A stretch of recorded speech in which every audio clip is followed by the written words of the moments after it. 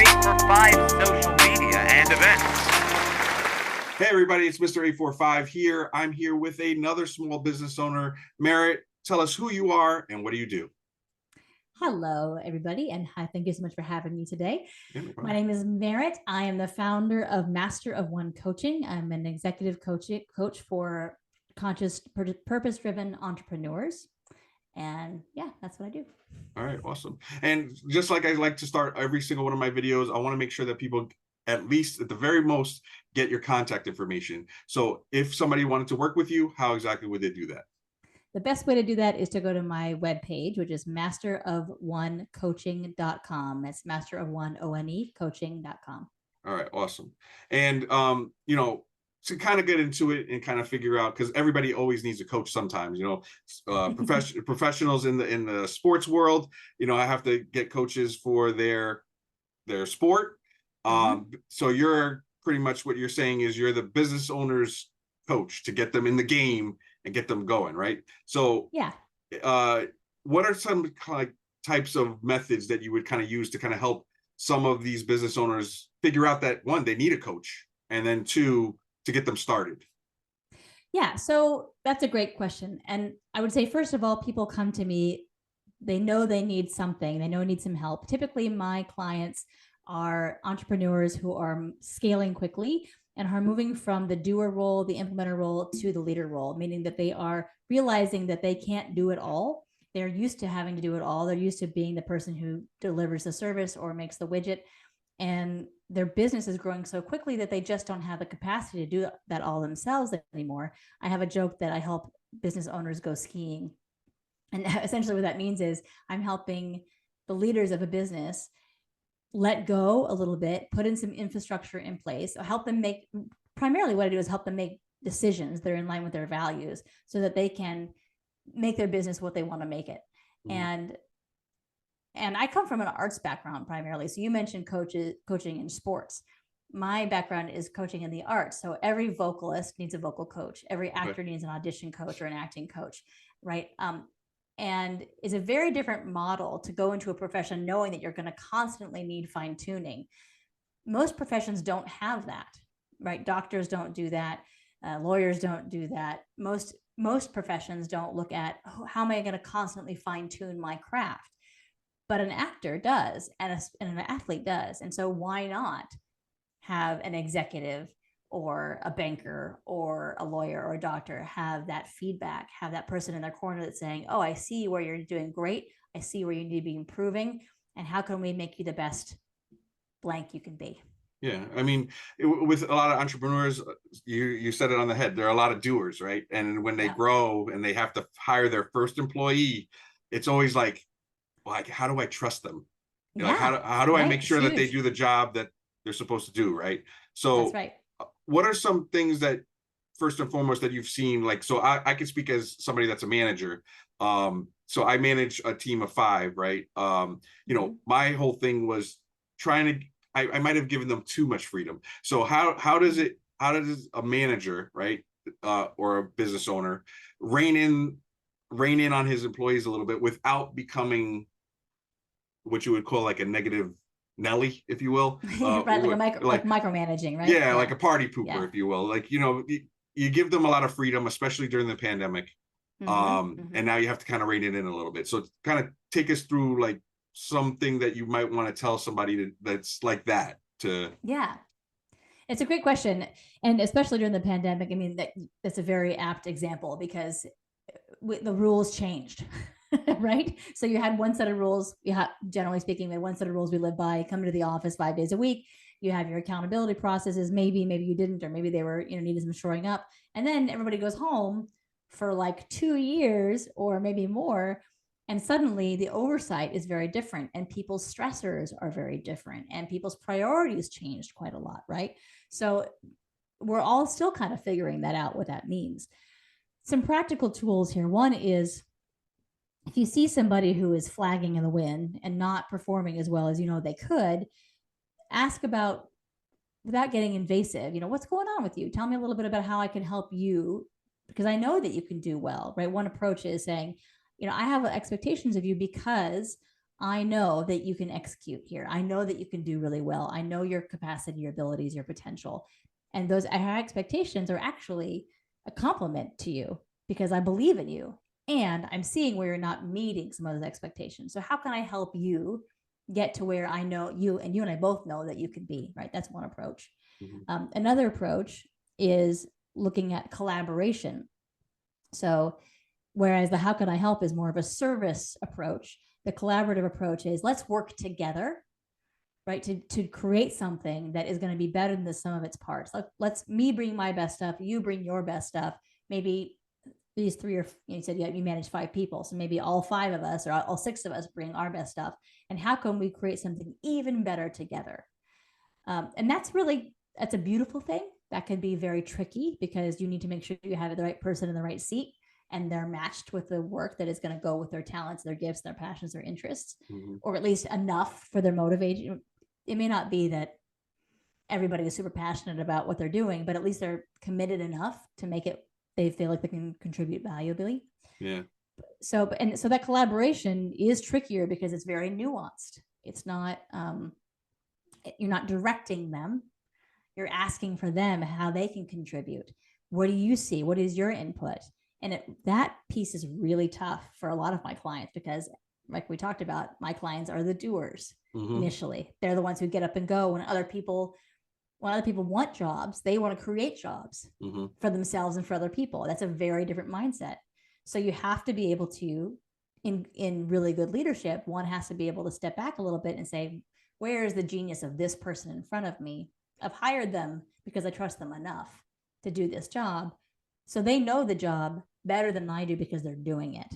So what do they know that I don't know? And how do I bring that out in them? And then how can we use that to work together? But that takes longer and it can be trickier. Yeah, no, I get it. And for like business owners, like let's say a plumber, right? I mean, there's a lot of entrepreneurship there, but it's mostly you doing the job for years until you get an apprentice, right? So the dynamics of small businesses are a little bit different in the sense that they might not be like a 9-to-5 type of person. Is this something that you can also work with them? Like, I'm sure that you schedule time with them at certain different intervals. And Yes. and is this like a program where they stay at a certain period of time and this is kind of like they graduate, yay, you did a great job? Or is it like a continual lesson learned type of thing? Well, it depends on what the goals are. So in my particular case with my coaches or my clients rather, they're looking at a specific set of goals. Like they want to become, I'll give you an example. One of my clients in the building industry, he wants to become essentially, he wants to go have a more of a board role eventually, right? Right now he's the founder, he's the CEO. He built it from a guy with a truck model for the first, right? Well, actually he apprenticed first and then he got his own truck and then he started building over time. And now he's got this really nice small business that is going really well and it's growing quickly, multi-million-dollar business. And so he's realized, 20 years in, that he wants to be able to retire one day, or at least retires mostly, right? He still wants to have his, he wants to be able to contribute to his business, but he doesn't want to be running the day-to-day for the rest of his life. He wants to go on vacation and spend time with his family and learn new things and maybe invest in other businesses, right? So in order to do that, he has to grow his team.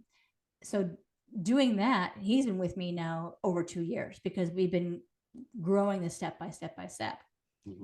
Other people will come in and they'll say, you know what, I only have a specific goal of getting to this point in my business.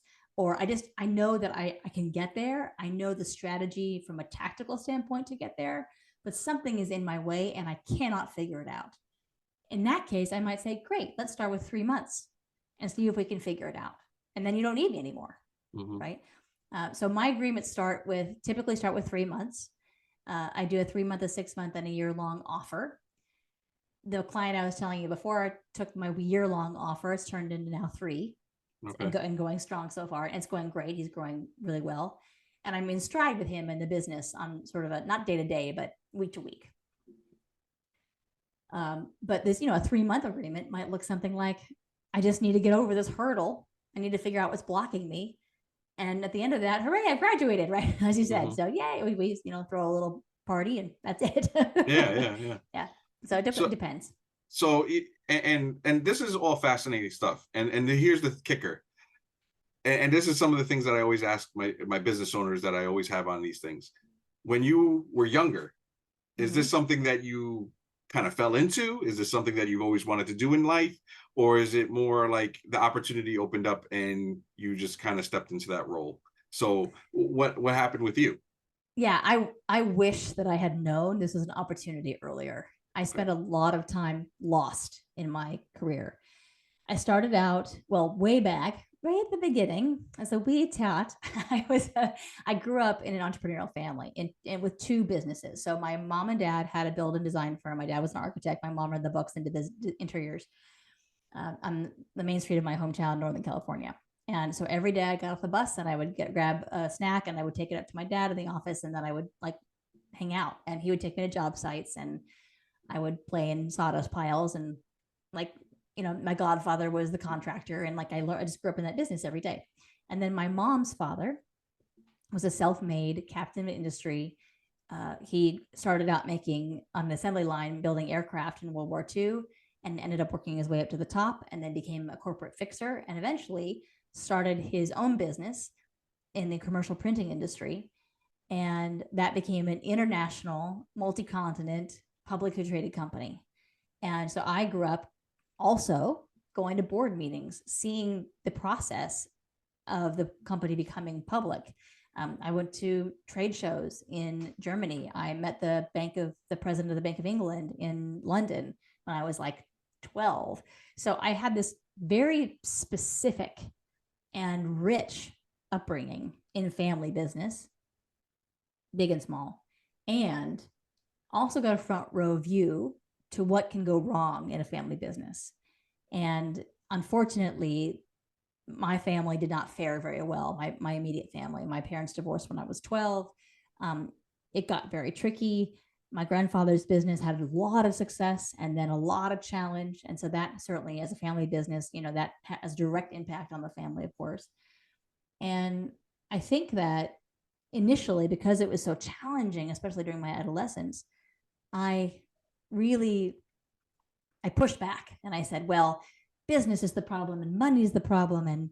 And so I'm going to go and do something else entirely. I'm going to go be an actor and not make any money at all. And I was really good at not making any money at all. Really excellent at that. But I came to New York to study acting and did that, and came out at 20 years old with my degree, and did, guess what? Started my own company.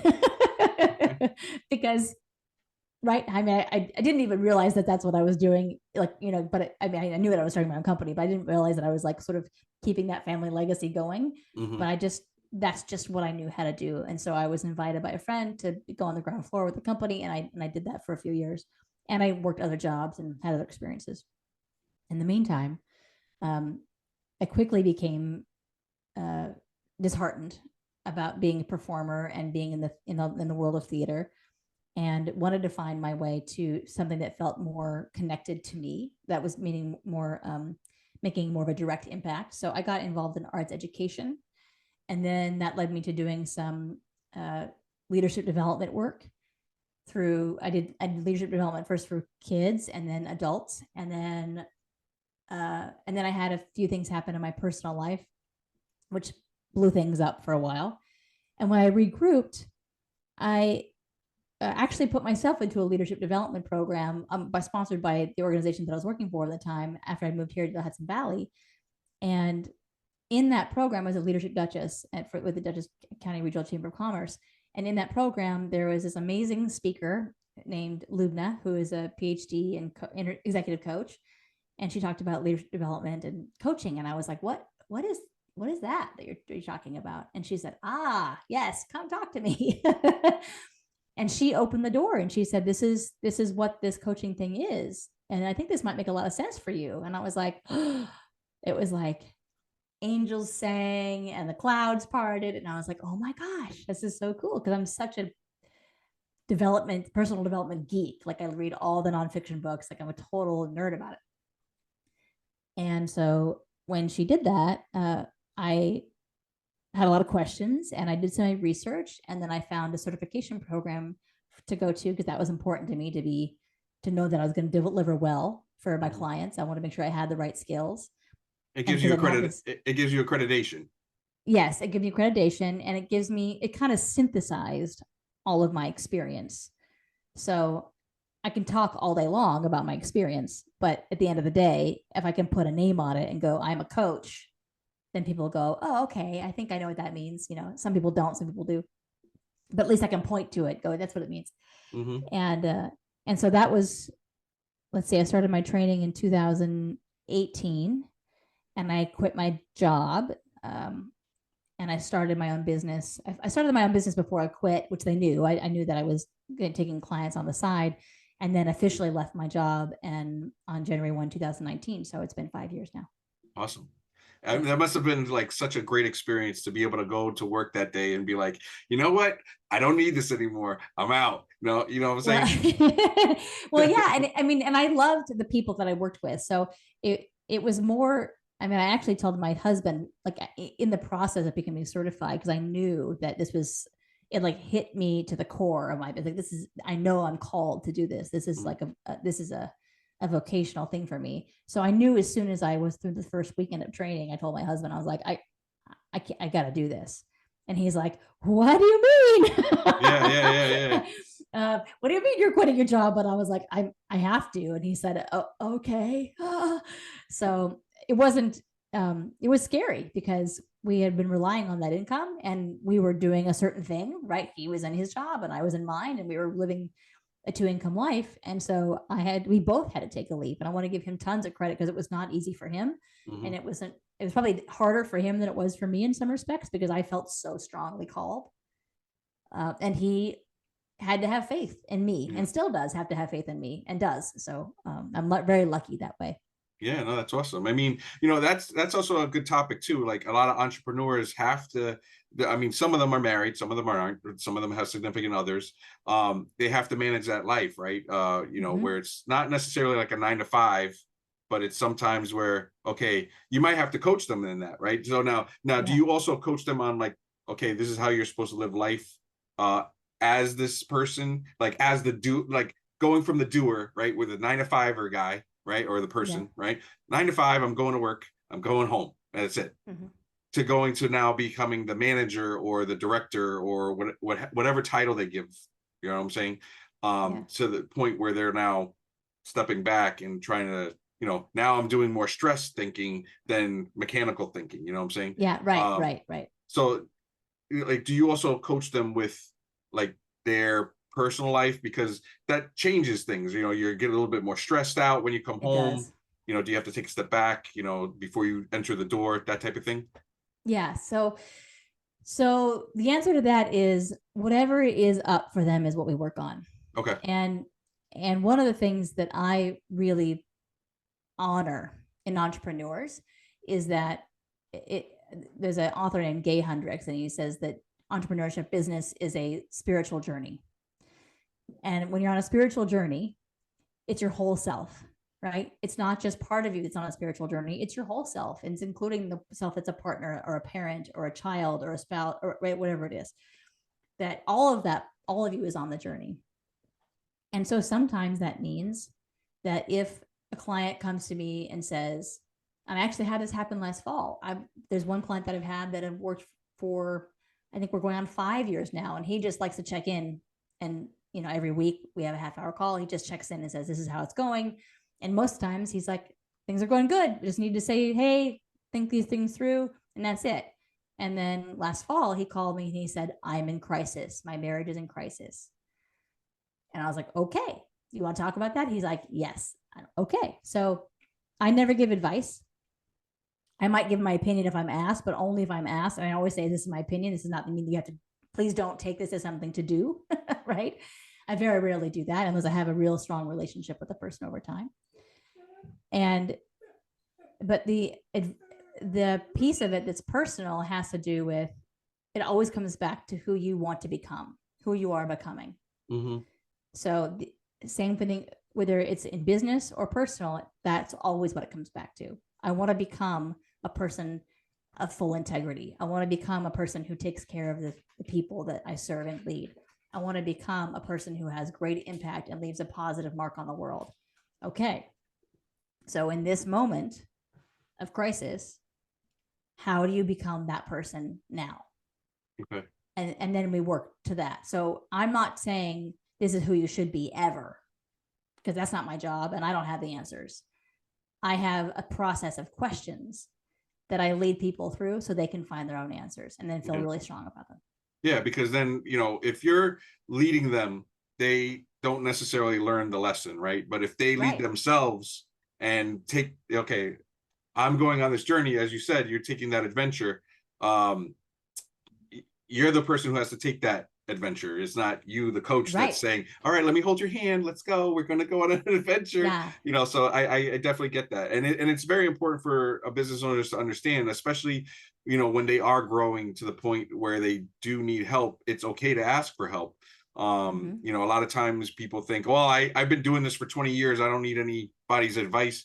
And that not necessarily is always the case, because they may not see trends coming up. They may not know, some employees could be screwing them over, and you don't have any idea. Like, you're not doing the proper check-ins, you're not doing the proper, like, the business owner is lost at this point, and he or she is just going through the motions, if you will, of just running the business.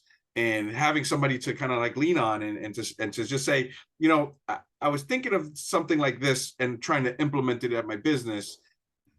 Is that something that I should do? Right. I think that you're giving kind of like, well, what do you think? And, how long do you want to implement this? And those type of questions might get that person to really like turn the gears, if you will. Exactly. Yeah. It's that sounding board, right? Mm-hmm. You don't need to know what I think, because what I think is irrelevant. I'm not in your business, and I'm not going to live in your life, and I'm not making your decisions, and I'm not going home to your spouse or your kids. Right. I'm not doing that. Yeah. I am building a business, but my decisions are going to be different than yours. Mm-hmm. But just by asking exactly what you said, just by asking some specific questions around, okay, you told me you had these goals.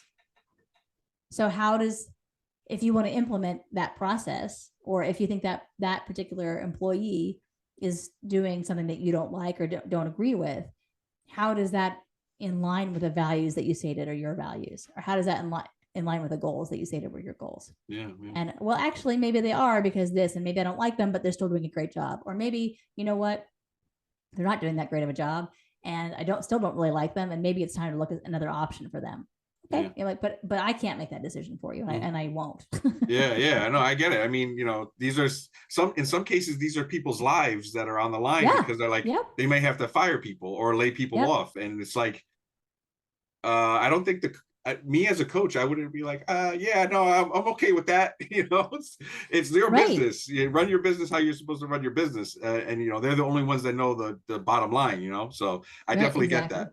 So, I don't have all the nuance either. They're the expert. I'm not the expert. Yeah. I mean, and that's kind of like the key thing that I want to make sure that people understand as a business owner, if they're looking to work with you, that you're going to be their guide and the person that they could kind of confide in as to what they should be doing, but have a reflection part, right? It's supposed to be a participation.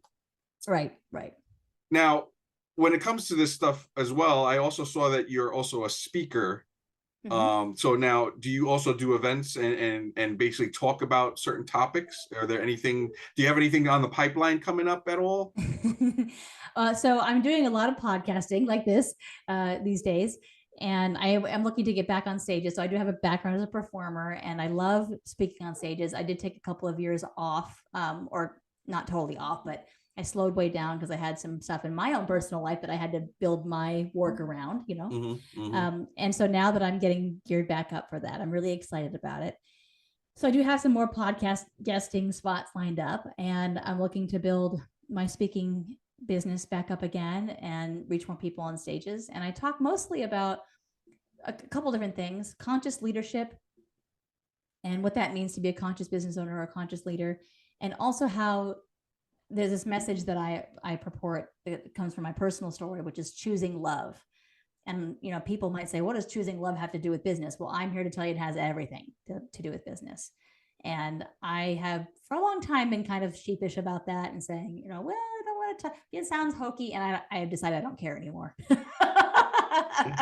Like, I just don't care anymore what people think. I'm here to tell you about it and how we need more love, we need more compassion, we need more empathy, we need more human connection. We need to be listening to each other more soundly.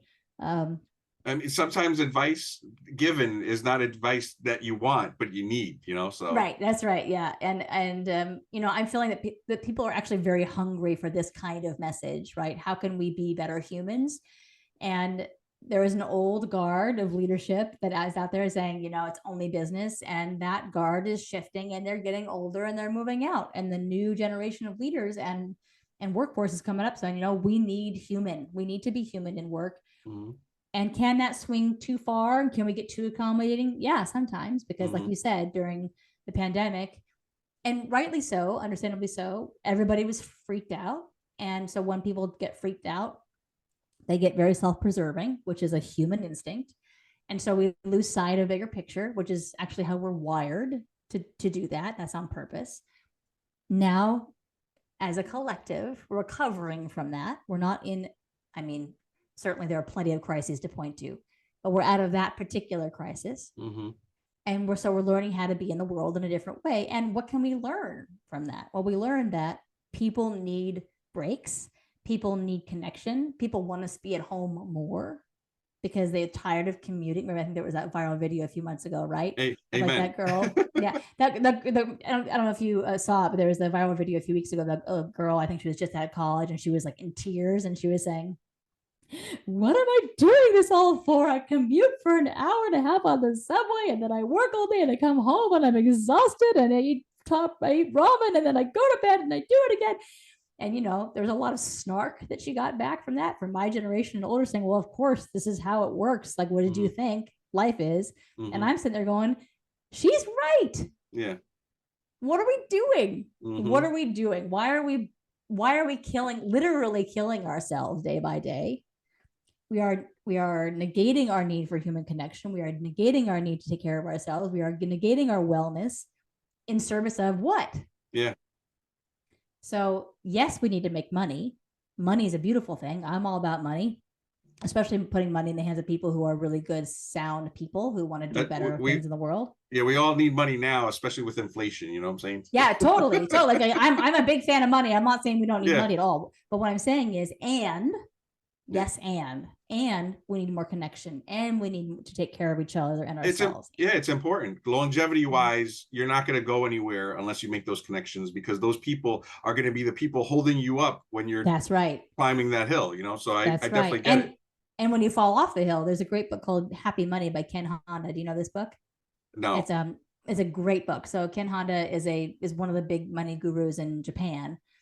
And he talks like about wealth and different kinds of spenders and higher savers and all these things, right? It's all kind of very technical and research based. And at the end, he said, at the end of the day, your net worth is your network, essentially, right? Like the people that you know are more valuable, and the people you love and who love you are more valuable than any amount of money, because when you fall, they're there to catch you. And if you don't have connections and relationships, then you're out of luck, right? Wow. That's deep. I was going to ask you, what's the last thing you want to say to people, but I think that was like a good one to leave with. But, so it is important. If they want to catch any of these podcasts and stuff like that, you have a YouTube channel, or is it best to go onto your website and follow and navigate? How would they do that? That's a great question. So I'm in process of putting a media page together on my webpage. I haven't done it yet. That's my goal. One of my goals for Q1 this year. And I also am on LinkedIn. So if you want to follow me on LinkedIn, it's just Merritt Mittermeier. And I post all of my podcasts there. I know this is a lot of information, but so soon to be on the webpage, LinkedIn. And then if you go to my website, you can sign up right there on the homepage for my newsletter, and all of my podcasts come out. I do usually one newsletter a month, and I drip them out there. So you can always catch them there. All right. Awesome. And then, so I know that the last thing that you said was like awesome. So I don't know if I would necessarily, but usually what I ask business owners is it's something that you leave people with. So if somebody were to be that person coming up through the ranks, if you will, or they're looking for a career path in coaching, what is like one thing that you could kind of leave them with to kind of like look towards the future and say, okay, I get it. This is what I got to do. That's it. Yeah. So I was trained by an organization, a coaching program called the Institute for Professional Excellence in Coaching, IPEC. And they assert, which is why I went with them and love them, they assert that everyone is a leader either by choice or by default. Everyone is a leader either by choice or by default, meaning that when you wake up in the morning, you look at yourself in the mirror, you are talking to the person that carries your mail, you are waving at your neighbor, you're on the subway, the person in the grocery store, your boss, the person who reports to you, whatever, wherever you are, you have influence, whether you're aware of it or not. And where you have influence is where you are a leader. Just like you and I showing up this conversation, it could have gone very differently, right? If one of us is grumpy. Yeah. Right? So everyone is a leader either by choice or by default. And if you know that and you own that and you cultivate your leadership skills, even if you don't have the fancy title or the corner office, you will have more success in your life. That's awesome. Yeah, I think that one actually topped the last one. So I'm hearing that I'm hearing a trend here. So it's going to get better and better the more you meet with Merritt. So you I definitely hope want so. to give her a call. So Merritt, thank you very much for allowing me to interview you. I really appreciate the time that you've had to spend with me right now. I know that you're pretty busy with your business. For everybody out there, check out her Facebook. It's facebook.com master of one with it's spelled out ONE coaching. If you type that in, it'll definitely pull her right up. She has pretty much all her resources right there on Facebook. And you can go to the website, of course, like she just said. All these episodes are to promote all the businesses of the Hudson Valley that I can get my hands on, to be able to promote and help and really kind of exemplify that. So definitely give them a follow, a like, especially Merritt today that we're interviewing her. These videos are going to be posting Wednesdays at 12 noon. Catch us on either YouTube or on Facebook, the CE Avengers or the Ramon Pinheiro / Mr. 845. I go by dualities here, so definitely catch on either one. And that being said, everybody, this is Mr. 845. I'm going to be hitting the streets, and hopefully we're going to find your new favorite. Stay tuned. We got more coming, so definitely stay tuned and follow us. All right, that being said, everybody, take it easy.